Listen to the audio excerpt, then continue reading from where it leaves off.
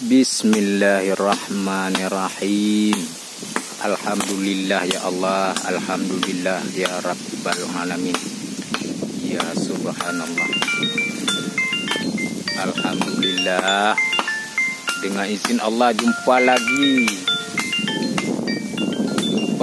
ya. Di Aceh nih hampir tiap hari kami jumpa pohon gaharu. Isi belakangan rezeki urusan Allah Ta'ala. Subhanallah. Ini ada tunggul mangkok-mangkoknya besar ini.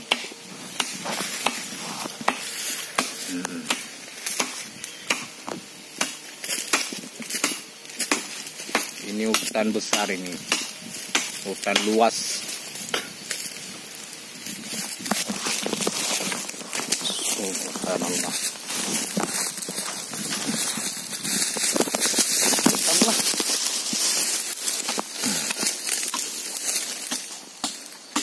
Subhanallah.